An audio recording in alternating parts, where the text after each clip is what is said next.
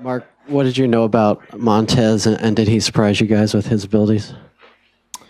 I don't know if he surprised us necessarily. He played quite a bit in their the blowout wins that they had in their first two games, and then obviously came in at Michigan and did some very good things throwing the ball. Got to give him credit for how he handled things and kept a lot of plays alive with his feet. Final play, what did that look like from your perspective? Basically, toss to the corner of the end zone. Carrington had been making great plays all his whole career, but including today, just making great plays. Was that it? You just thought that, hey, DC can get open, or what was your thinking there? Yeah, just with two timeouts, just trying to get a play off quickly and use all four downs. Including a potential kick, and just try to in that situation, obviously we're trying to give a playmaker a chance, and if hopefully it's a safe ball, and that turned out differently. Tony Brooks-James is also in there. Questions here? I have Coach Lubick back here. Coach Lubick in the back, right here on the front, Ryan. Did you have a chance to look at that Bobo catch that originally was ruled out of bounds, and what did you think of that? Was that the one? The go-ahead. The touchdown, yeah. Again, I'm gonna have somebody's have to explain that to me. It looked like the ball spun in his hand, and that's always an incomplete pass. It was an unbelievable job by him of corralling the ball. There's a few things that will certainly get addressed next week by the conference. Back left, Aaron. Coach Hoke just talked about giving up a lot of third and longs and how that really hurt the defense. They couldn't get off the field. And I asked him this, I'll ask you this. Did you guys feel like you are still searching for some playmakers on defense who will make other teams have to account for them and make big plays at big moments? Or are you guys just lacking those types of impact players right now on defense?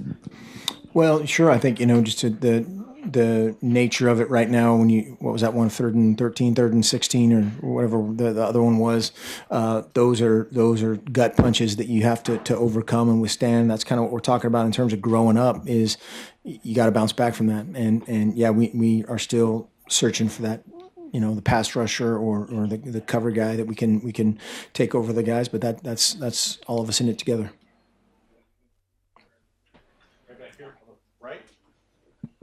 Coach, you talked about that last play, it being a safe pass. From your angle, did you worry as soon as he let it go? I couldn't see it. That's what I was asking. From where I am, it's a bad angle. So I really haven't seen it truly from any angle.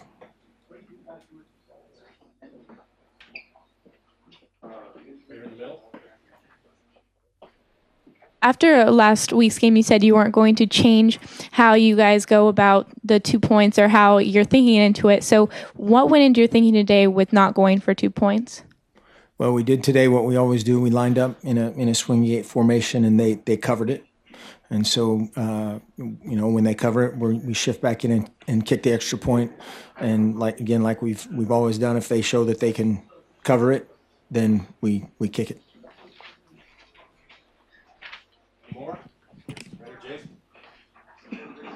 Colorado a lot better than they have been in the past. What is it? Just their offensive, defensive fronts? Did they have more playmakers just, across the board? Are they just better players now? What do you see in Colorado? Because clearly this was a big win for that program. Sure. No, it was a great win for them, and congratulations to them.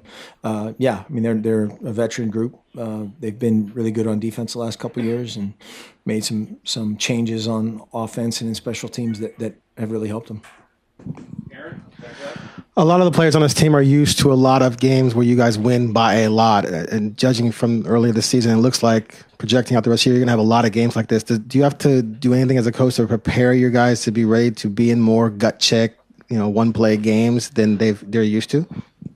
I think more so just seizing any moment, seizing what you think might not matter, is that second and long in the middle of the second quarter. That turns out to be the most important play in the game. And that's how 3rd and 13 happens, or 3rd and 16 is converted. And again, we are all in this together. Coaches, first and foremost, and keeping guys pointed the right direction is a big deal right now. Absolutely. Steve, all right. Mark, if you may have addressed this earlier, if I missed, I'm sorry, but with Tony Brooks-James, just your thoughts on how he kind of did in his biggest feature role so far, and just what do you think on the offense without Royce? How does it change you guys? Obviously Royce is unique, but those other guys have had very good production. There aren't too many things that we're doing differently, with or without Royce. Tony did a nice job.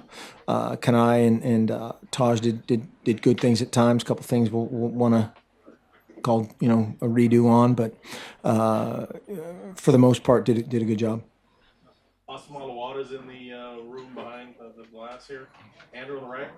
This was by far your best third quarter of the season in terms of response out of halftime. What clicked out of halftime that really hadn't in the previous games?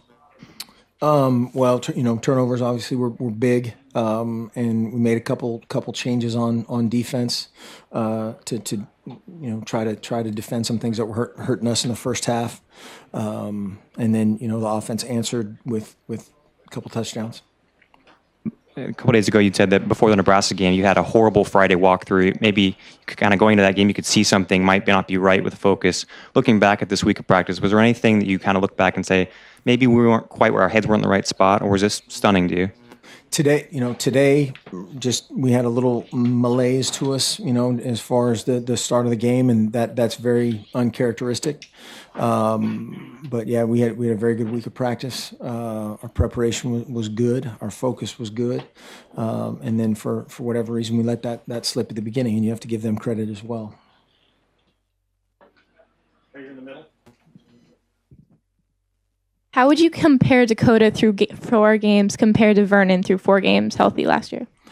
Totally different. Yeah, I couldn't even do that right now. I apologize. Steve on the right.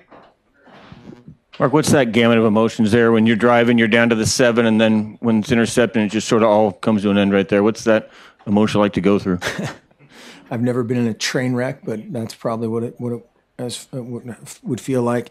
But yeah, we're like I said earlier, I'm not sure if you were in here. We're trying to get a safe play and just get the ball out to the corner and just give it a shot. And at worst case scenario, obviously, the worst case scenario obviously happened, but us in that situation, just trying to take as little time as we can off the clock, and then still be able to have some run pass options coming, run or pass the ball with timeouts going forward. Back right. Mark, just like in last week against Nebraska, you're down by 1 score in the fourth quarter. Do you see any similarities between this game and Nebraska? The wrong team winning at the end by 3 points. I think it's gonna be a tough another tough pill to swallow as far as the film and again, but as long as everybody sticks together and owns what they need to own, starting with me, we'll come out the other side.